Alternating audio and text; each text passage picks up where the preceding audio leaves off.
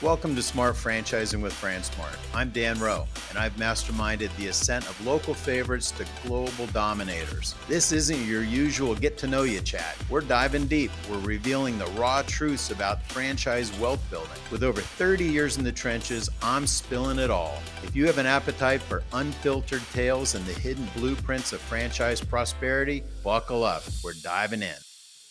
All right, guys, welcome back to Smart Franchising with FranSmart. And today we've got one of the most successful Five Guys franchisees that we're going to be talking to, Bill Gellert. I think when I first met you, you were a Cinnabon franchisee. And then lucky for us, your family also became one of the original Five Guys franchisees, or early on in Five Guys. And now you've got over 50 locations, and I read your bio. You've moved up the ladder. You're the president of the Cinnabon Franchisee Council, the Five Guys Franchisee Council, and you're about as target a franchisee as any franchisor could have. So appreciate you sharing your secrets of success today. So really appreciate it. So with that, real quick, I mean, I think people should only get into franchising if they really want to get wealthy, because it's just not worth it otherwise. Like, unless you're building a business big enough to become a company, like buying yourself a job, it's a lot of financial risk, a lot of contingent liabilities. But the people who really build it into a company, that to me is the target. And you guys have done it. You're on, over 50 locations. So with that, Bill, can we hear a little bit about your story and about how you got started and a little bit about your journey till now? Sure, Dan. I was in food distribution business. I had recently sold the family business that I had operated, and was working with another company when one of my uncles called me and said, I think I have something to be really interested in. It took a little convincing, but went and looked at it. We formed a partnership with his children, my cousins, and we started out in Cinnabon, which is back in the days when we first met.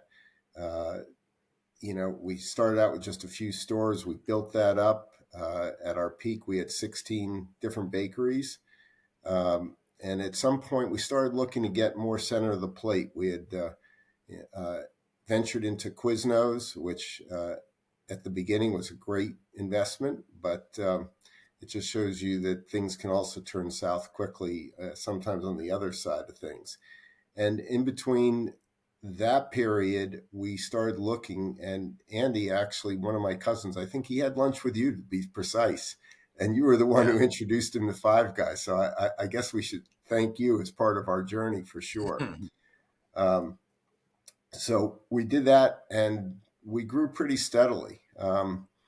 I had a director of operations, and what really fueled our growth is I had a great guy, worked for me 8 years. He left for another position, gave me 3 months notice. So, I have nothing but to be grateful and wish him the best. But I turned around, and there was another smaller franchisee in Indiana who we were very friendly with, and I thought highly of. And I called him literally the next morning and proposed us working together. In short, that's worked out great. It gave us the courage, if you will, to expand geographically. So we're in 10 states now. And, we nearly doubled our size in those 4 years. Wow. And you also bought out my wife's best friend's locations, Lori Lowe's locations. I did buy some of them, but I'm hoping that Lori will at some point decide that she wants to move on from the others. Yeah. So how many Five Guys do you guys have? We have 56. 56. How, just roughly, how many of them did you buy versus how many of them did you build? We purchased 20 of them, and the others we have built. Yeah, that's okay. And so we've done a real mix. How big was Five Guys? How many locations were they when you guys signed up? 90 stores. 90 okay, so stores. Less than 100 stores. Okay, so still a little rough around the edges. But compared to Cinnabon, that probably had a lot of stores. What made you guys comfortable going with an emerging early stage concept? I think there was a commonality. What attracted us to Cinnabon was the guests or customers' passion for the product and how the product was clearly a leg up on the competition from a positioning standpoint as well as the product itself. And we did this crash course of going to a bunch of different hamburger joints and a bunch of Five Guys. And the thing that was remarkable was the people's passion for that product and for that brand. And we felt like that was just a winning combination, and that they, at that time, they had a unique niche, and their focus was also very similar to Cinnabon in the sense that it was a narrow product line, clearly focused on what they do few things and do them really well. Mm-hmm. And so, how like with Five Guys, because I know from my experience with Five Guys, some franchisees thrive, some franchisees struggle. What's the big reason that you see is any sort of I mean, I've even seen franchisees that struggle, corporate takes them over, builds them back up, flips them, or another franchisee buys a struggling store, and within no time they're strong stores. But what do you make of in a group like Five Guys or any other brand you worked with, why do some struggle while some others succeed? I think it's largely a case of focusing on what's important and forgetting about all the rest. You know, it's really easy in a franchisee franchisor relationship to get distracted of what's important. So a lot of the struggling franchisees would look at the corporate structure as, you know, these guys are in my way. They're just nothing but policemen, and there'd be this negative feeling. And then our feeling was, let's involve them. Let's try to direct their efforts and make them part of the process. And I think that attitude shift makes a big difference. I mean, besides just focusing on financials, picking the right sites, you can't. That's the other thing. You can't rely on corporate to do all these things. They will help you, and they may provide sites, but you just can't take that blind like that. So I would say that's probably the second key. How about following a system? Like, do you see? I remember when I was at Five Guys, some franchisees were, why can't we add chicken? Why can't we add this? Why can't we do that? Like they focused on all the things that Five Guys didn't have. Where I found the people that were thriving were the people that just executed every day. Like you bought a system, execute the system. What do you think about that? No, that's absolutely true. But again, I think that goes back to that fits under the umbrella of focusing on what's important and not getting distracted. You know, it's easy to find excuses what you don't have or what you're lacking or what should be or what shouldn't be. And I think to your point, focusing on the system and just executing it at a high level. But I think also within that, you have to take a look at it and say, how can I operate within that system and maximize each element of it? You know, it's almost like if we look at a store, and of course we have tiled floors, right? So I look at each tile and say, hey, how can I get a return on that? Well, I take each element of our business and do the same thing. So, you know, to me, it's not only just following the system, and I do believe that you have to do that. So, uh, you don't want to focus on what you can't control. You're not going to, we don't control whether we're going to add products. We don't Yeah. control whether there's going to be a marketing campaign or whether we're going to put up ads with fancy, uh, labels, etc. But what we can focus on are the day-to-day operations, the systems that we're given. But then within that, take a look at what we're given and how can we maximize that? How can we break that down further and excel? Because I think where we try to separate ourselves as an operation is getting involved in the minutia of the business, of each element. So what do you think are like three things that you guys do better than other people or as well or better, but to have the results? Like there are there a couple of things that you can point at that you guys do differently to have to get to 50 plus locations that's a game, like that's generational wealth kind of a company. So like, what do you guys do that so many people don't do you think? I think we focus on, first of all, we focus on lead measures rather than lag measures. So I think that's really a big factor. So you look at a financial What's an statement. example of that? Yeah, financial statement is a lag measure. You look at COGS and you say, oh, my COGS are too high, or my COGS or whatever, my labor's too high. That's a lag measure. What you really have to do in the case of COGS is say, hey, how am I performing versus recipe versus ideal? Do I have waste? Am I following recipes? If I do that consistently, and then you break that down further, and that comes down to having good projections that are broken down not by hour, but quarter hour, that you back that up with labor that fits what those projections are, and then give your people the tools of how to watch that. They're all building blocks. It's like building a foundation, if you will. And your COGS will come out fine. You will maximize what you're able to achieve if you follow those recipes. And that is Yeah. without sacrificing quality, of course, to your guests. Labor is the same thing. If you're diligent about tracking, if you want to lower your labor rates, it's not always about how much you pay people.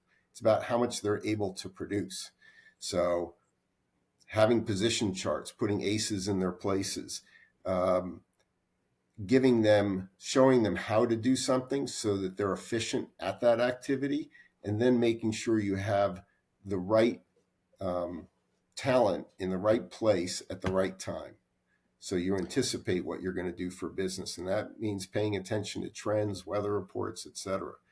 So I think that's Yeah. probably, if there's one thing that truly separates us, that's probably as much as anything. So Um, of your 57 stores, how many shifts have you run? Like how many times have you actually been on the schedule running shifts? in the last year, I've probably only done about a handful, to be honest. I've run shifts. But probably in the first few years, I've ran several hundred shifts, you know, Okay. you So know, so you're really hands-on. So, but no, but you get to 57 stores or 50 plus stores and growing with a good team. You've got to have, I mean, you're here doing a podcast with me while someone's, like your restaurant's yeah. going to open up shortly. And so any thoughts on hiring and recruit and retaining really good people? Like how do you find them? How do you comp them? How do you treat them so that really good people stay and that they actually want to help you build your business? Yeah. Look, you asked me for 3 points earlier. I'd say the second part is that we've been very fortunate and managed to hire a lot of really good people who have similar values, who buy into the systems both that Five Guys has and that we have, because that's that buy-in, you referred to it before, is truly important. We give you a system, follow it. If we're all rowing in the same direction, we are much more likely to be successful. Matter of fact, I'd almost say the actual direction is a little bit less important than getting everybody to work in sync. To use a sports analogy, do you think that it's always the most talented teams that win? No, it's the teams that everyone is pulling in the same direction with the same goals and they're properly aligned. So I think that's a big key. How we get them, I think it's the way we treat people. I'm really fortunate. I have still several people from 1998 when we first started. Wow. I have probably of our management team, I have 30 or more people that have been with me over 15 years. And they started, Wow. some of them have started out as teenagers and they've just developed over time. What we get there, though, is a lot of buy-in. And then when people see that there are growth opportunities they see those people that set an example and they say, hey, this is someplace I can have a career at. Hmm. Yeah, because you hear all these stories about, it's tough to find people, it's tough to get labor, and it's not that it's not tough, but there are some people that are working through it. There are some people that are able to do it. And so, yeah, I mean, so you're the way that you guys treat people. You mentioned something, you said it's not just the franchisor's culture, but it's our culture too. How do you guys as a franchise co, as your own family office or your own franchise company, what sort of a culture, what kind of atmosphere is that, and how's that maybe different, or how does that kind of work with, like you're both trying to figure out what the franchisor's culture is, but then you've got your own too. So talk about that. Yeah, no, I would say the franchisor has a culture, but ours is very different in many respects. There are some shared similarities. Um, the first thing is that we are all a team of equals. We may have different roles, but if I visit a store, as a rule, I don't stand in the dining room and direct or sit at a desk and talk to people. I'm typically on the line even now. I feel that's the best way to communicate. It shows that I have some understanding of the tasks that they're up against. At this point, I'm probably not as quick as most of the people. So when the rubber hits the road, I try and not get in the way, but I'll work alongside them. I will talk to them. I attempt to develop relationships, whether it's calling managers on their birthdays directly, or whether it is maintaining an open line of communication that people feel comfortable texting me, calling me, etc. I think that those are all really important. It gets harder as we get bigger. We're over 1,400 employees, and maintaining that contact is really important. At least now it probably shifts more the management level up on a regular basis, and below that is a more intermittent basis, to be honest. Perhaps one of my frustrations, because it used to be that, if I go back 15 years ago, I knew everybody in their whole life story. But we've tried to continue that philosophy of culture. So even our regional managers take a similar approach, that they'll roll up their sleeves. They get in with the people. They work with the people, even though they are directing them. And then I think that we show them in many ways how we are committed to their long-term success and their long-term health and prosperity. Yeah, that's great. I mean, I can imagine a general manager, in the weeds, going through what they normally go through on a regular, week, and then all of a sudden getting a call from you on their birthday. Like the fact that you remember them and care enough to do that is definitely something that separates you from most, because most don't do that. Most barely even know. Most franchisees barely even know their employees' names. So, I mean, I'm talking from experience with that one. But going back to what it takes to have above average performing stores. So whether, like any secrets of success that you know of, like why are your stores better than most people, sales, profit, like any tricks there you can share? You know, again, it's just it starts always with the people. If you don't have good people, that's like having a bad foundation on your house. So at the end of the day, that will drive it a lot.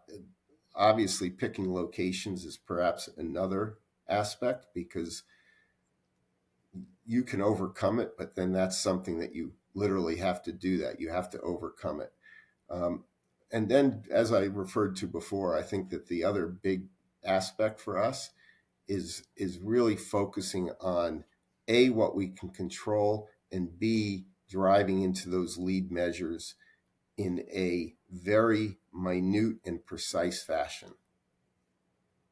That's the first time I've heard anyone that's the first time I've actually heard lead versus lag. So I like that.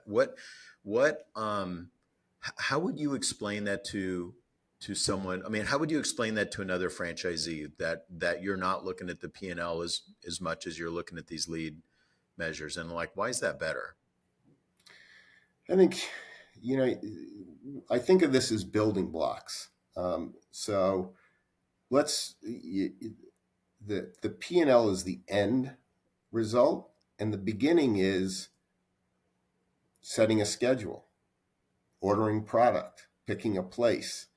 And so if you start at the beginning and work forward, take it from the seed to what you have on your plate, so to speak, you're going to probably be more successful. The key is at each stage of that growth or development or process that you're breaking that down to see how you can do that best and getting your people to buy into that philosophy. Mm-hmm. That's good. Hey, let's talk about franchisors for a second. So pull from any experience that you've ever had with good franchisors, bad franchisors, or even other stories that you've heard other people. When there's no money having single unit franchisees. If you're a franchisor, it's no sense having single unit franchisees. That's like being in quicksand. Having big multi-unit franchisees is the key. You want big, multi-unit franchisees. Do you have any advice for franchisors? Like, what can franchisors do to prioritize the success of their franchisees and keep people like you growing versus looking like you keep building Five Guys instead of going and doing another brand? Like, you stay focused. That's money for a franchisor. So what can franchisors do to stop frustrating their franchisees and actually make franchisees happier, more successful, and want to grow?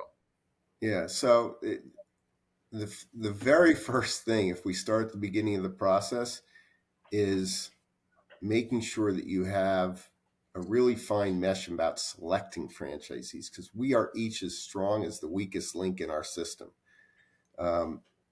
And so to me, that's the first, is to take people that will buy in, that have the right commitment, the right focus, the right set of experience, and the right assets behind them. Then to me, it's utilizing that franchise community as a sounding board. The Five Guys setup is rather unique in that they operate about a third of the system. So when we're cut, they bleed, so to speak. And so that puts us sort of in this much more in the same boat than, let's say, a franchise model where there's no operations really by the franchisor. And what it has enabled us to do is they use us as part of the process. We're more involved in the process earlier on. And again, so it gets back to your statement about using their systems, but we help make their systems even better by providing input, whether that is on purchasing or whether it's on operations or it's talking about HR issues or common problems. There is more collaboration between the two. And ultimately, if we're successful, it's easy for them to sell more franchises, because 100%. Yeah, if 100%. we make money, we're going to want to build more stores and more people are going to want to get in the system, which increases the enterprise value of our operations. Yeah. So No, and I'm surprised that they're. it's that shared mission that I think is really what the key is to embrace that, not to treat them as employees or, actually in some sense, it's how we do treat our employees, but it's not how most people look at their employees. Yeah, no, I know franchisors who look at their franchisees as nuisances, like, uh, necessary evils or whatever. And it's like, are you crazy? These people prepay you to come in the system. They pay you to stay. They're building your brand in brand new markets. And someday when you sell the company, they get nothing for that. Right. And Yeah. so Well, it's just there's another bizarre. factor too, is that you get people from a lot of different backgrounds. I mean, if I look along the Franchise Advisory Council and look at the range of experiences each of us bring, we each make the others better. That collaboration is not just franchisee to franchisor, but it's within the franchisee community, sharing best practices, sharing challenges, and competing to be better as well. Yeah. What are some things that franchisors do that they might not realize it, but what are some things franchisors do that frustrate the hell out of franchisees? Virtually everything, probably. No, I'm just kidding. Um, I think that the most common thing is when there are edicts handed down that have not been filtered through the franchise community first. If you think even just within, and I made the comparison before between employees and franchisees, if you filter things through and say, hey, I'm considering doing this, I want your thoughts on it, or do you have ideas in regards to how to improve in a particular area? you get buy-in before you even made the announcement of what you're going to do. If you get buy-in, we go back to that rowing in sync with each other, Mm-hmm. and you'll get a higher level of execution. So I think just not handing things down as blind edicts, thinking you know it all. You might, by the way, you might have the right answer, but if you take the time to get buy-in ahead of time, everything will go smoother and it will probably operate at a higher level. It'll filter down further down through the system. They're going to trust it more too if they know that fellow franchisees have also helped vet it, right? That's So, correct. yeah. Yeah, but I mean, I can think of a franchisor right now who literally just comes up with stuff willy nilly, and half of it's good, half of it's terrible, and the franchisees cringe when they see the emails But from these you know, guys. the challenge there, unfortunately, human nature, we remember the ones that don't work way more Yeah, than the ones that do. And we tend to hold on to those. And again, maybe at the beginning of this, I said, focus on what you can control, because that's where the downward spiral can also just accelerate. yeah. No, you're giving us good nuggets, man. I appreciate it. Hey, what talk about like when you had mentioned earlier with Cinnabon focus menu, Five Guys focus menu.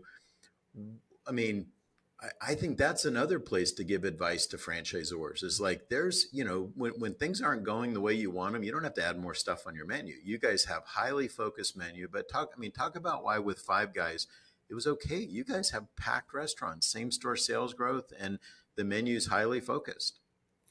Yeah, it's interesting. Coming into the brand was a little bit of a culture shock at first, because they don't truly advertise in the sense of advertising. They will not use adjectives to describe themselves. As an example, Jerry Morrell would cringe if I walked up to somebody and say, "How's your meal?" He'd be of the philosophy I should know how their meal is before I ever walked up to the table. I like that. That is a Jerryism. That is a very Jerryism. They dropped the word when we first signed on. It was Five Guys Famous Burgers and Fries, and then he had this epiphany to say, "You know what? Who are we to call ourselves famous? People determine whether we're famous or not."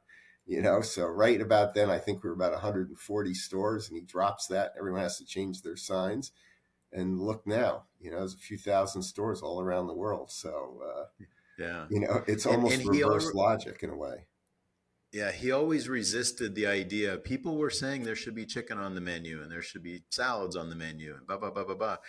And he was just relentless about like, I'm not doing anything else until what we do is perfect every single time. Like he was really, really Yeah. relentless about a couple things. But having said that, you guys eventually added milkshakes. Yes, And we did. you got a big smile on your face about that. So I how do. did it go where a franchisor worked collaboratively with the franchisees to introduce a new item? That was not that smooth, Dan. But they came to their credit, they changed their opinion because you used the reference we shouldn't be doing anything else until we can do perfect burgers and perfect fries. So on the day that we presented, our group sort of led the effort to get milkshakes, and we had put this whole program together, which I knew they were going to have major issues with, because they said, well, if we consider it, but only if it's hard packed. They put all these restrictions on it, which we ignored all of the restrictions, and but we anticipated their objections and put together a program with that in mind. We spent 6 months, several franchisees, employees, relatives, friends, you name it. We brought people in, we brought suppliers in, and we were prepared. So we're on the day of our presentation to the family and senior corporate management. And Matt Morrell comes up to me and says, look, I'm going to keep an open mind. And he's wagging his finger in my face. I'm going to keep an open mind, but just not so you understand that we have no business selling milkshakes until we can make perfect burgers and perfect fries in every location on every day. And this woman from Electrofreeze, the milkshake machine, she just starts crying. She's like, why did we waste all our time even coming here? Because then and the next thing out of his mouth was, and I'm just going to tell everyone how I feel, but I'll keep an open mind. Like, what do you mean? So But Um, There's a reason that they have thousands of stores around the world, and it's because they're relentlessly focused on the guest experience. Like I mean, relentless isn't even a strong enough word. Like they're fanatical about, Fanatical. They truly yeah, are. about the guest experience. And that's why customers have so many other options. I mean, I remember Jerry, we don't want to do delivery because the fries, we don't want to do online ordering and stuff like that. But it's like, you know what? He was protective of the brand, and through any fad or any sort of short term You would thing that really he would have have to go chased. through filters. And, Yeah. but being in the system a long time at that stage helped us develop something that fit seamlessly into what the brand was about. And to Jerry and the family's credit, even when they approved a test, they were skeptical. They did it largely because they felt pressure at that point. At that point, the brand had expanded quite a bit. There were same store sales issues on the East Coast because there had just been a lot of growth, Yeah. and franchisees were more uh, a little bit more revolutionary, if you will, or aggressive in their attitudes. So this was a way to mollify them and prove them they all didn't know what they were talking about. But Yeah. of course, with the target on our back and the test, you just have to operate at a higher level, and then Yeah, let me and ask you this. So, with all the headwinds, it's 2024, and all the headwinds in the restaurant business now, labor, food, you know, interest rates, whatever. Do you still believe that it's possible for someone to get into franchising today if they pick the right brand and do all the right things, like pick the right brand, hire the right team, execute the right standards? Do you still think it's possible today for somebody to start off and then build dozens and dozens of locations? yeah, I think look. There are times when it's more difficult. Interest rates are higher, so cost of money is there. There might be other headwinds. I'm going to tell you, it's same, different. Pick a period, and I'll tell you there's a different challenge. Yeah, Um, the trick is, um, can you be more efficient, and can you operate at a higher level than the person next door to you? And yeah, at the end of the day, you can't be afraid of headwinds, whether they're macroeconomic or they're in your neighborhood, because I'm going to tell you, if you do well, someone's going to open right across the street from you. Okay. There's going to be somebody new that says, I can do what you do better. And, you just don't rest in this business. But at the same time, there's always opportunity. You yeah. just have to, it's how you look at it. Is it half full or is it half empty? And So, yeah, I mean, one thing I look at is there's 8 billion people on the planet. Everybody wakes up hungry. Like they're going to eat something, right? So, like all the people that are in your neighborhoods, they wake up every day. They're going to eat something. You just have to be the option that they choose, that they default to. So, hey, you brought up something, and I didn't originally write this down to ask you, but when we started growing Five Guys, all of a sudden, all these copycats started popping up. All these other, and when I grew Qdoba and Chipotle, I was near Qdoba in the beginning. All these burrito guys came up. When I grew Five Guys, all these other burger places popped up, and they're gone. What do you think is the difference between why some succeeded and some struggled? Like you mentioned the guy going across the street from you. So I'm sure you've had those guys come in. They probably think that they're going to come in and be the next Five Guys, and then they're gone. Why do you think that is? well, I think first of all, it's just focusing on that execution, and again, to me, it's about peeling back, trusting the system, having the right priorities. You look at a lot of these brands, and they're just, I love it. Every time one of my competitors adds a product, I'm like, yes, you know what? There, I now own my niche much more clearly, and the other thing is, I think that they start worrying about what everyone else is doing, and they start changing strategies. They don't have that staying power to say, "Hey, we're going to do what we do and just do it better." I think that's, as a brand and as a company, that's what we really strive to do. You know what? We don't have to do it because everyone else is doing. We just have to focus on executing at a really high level and making sure that four walls experience is exactly what it should be and more. Yeah. Yeah, no, you're right about that. The more things that they do, the more things that they're likely to screw up, right? And like just like you said, the people only remember your mistakes. Like they expect you to get it right because they're paying for you, but they're going to remember the mistakes, and you increase the chance you're going to have mistakes the more things you try to do. If so, the last question I have for you. So, if like, how should a franchisor think if somebody's starting to come up with a new brand or somebody's trying to franchise and they want to attract franchisees like you? What does a guy like you look for in a new brand? Like now that you've been around the block, like what are some things you're like, I'm not even going to consider that. Um, I go back to what attracted us to Five Guys. I tell you, you want to see an emotional reaction to that product.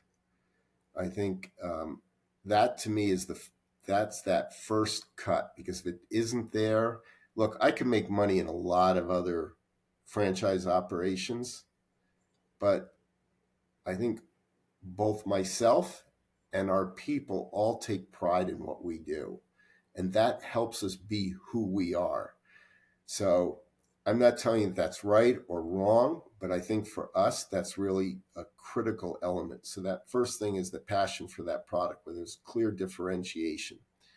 The second thing, probably from our own perspective, is we want to see something that's in more than one area. So a lot of brands start out, they're great in their market, they built a reputation.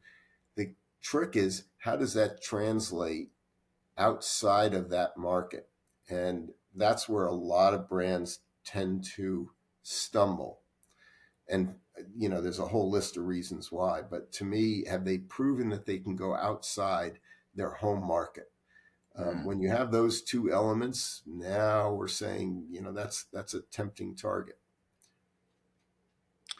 Yeah, because I mean, you're going to want to talk to franchisees. Like the first thing, the sales guys might get you on the phone, but then before you sign up, you're going to want to talk to the other franchisees to see how they're doing. So it's important Yeah. that they're successful in more different markets. Yeah. Yeah, I think perhaps, and this would go for an experienced person or an inexperienced person that's just looking to get in for the first time. Do your research. You're going to spend all this money. You're going to commit to a franchise agreement, a development agreement, a lease. You're going to pay contractors to build a store. You're going to buy equipment. You're going to hire people, and then you begin to have an idea whether it was a smart play. Talk about gambling. So Yeah.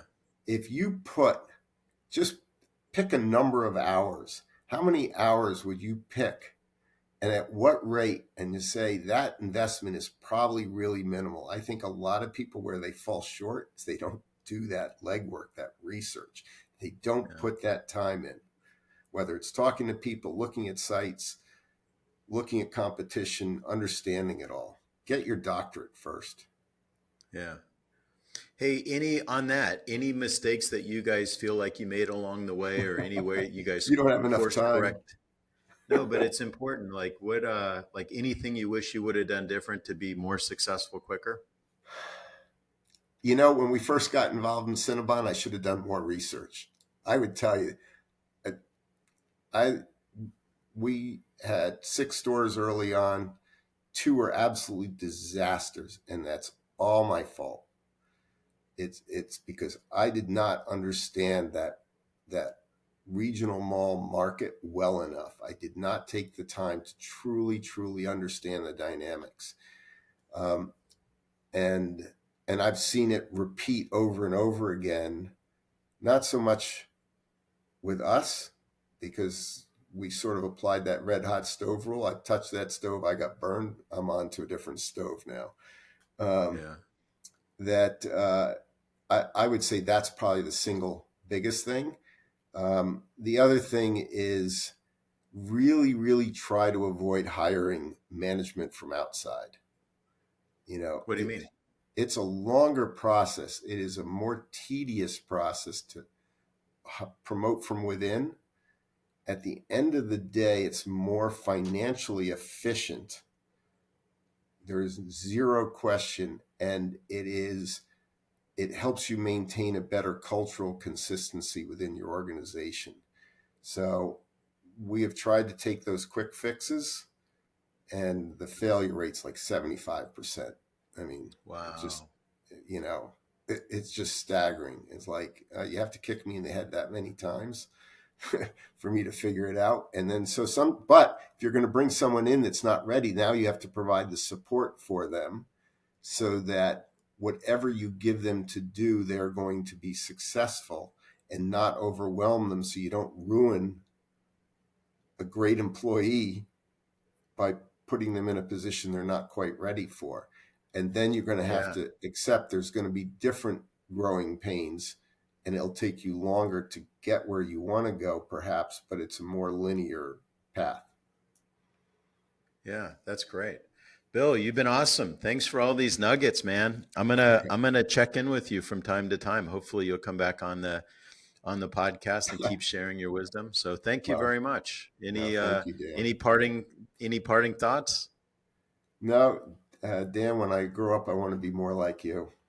You're the one that we should be doing this in reverse. I should be asking you the questions, and I should be learning from you. Come on, come on. All right. Thank you so much.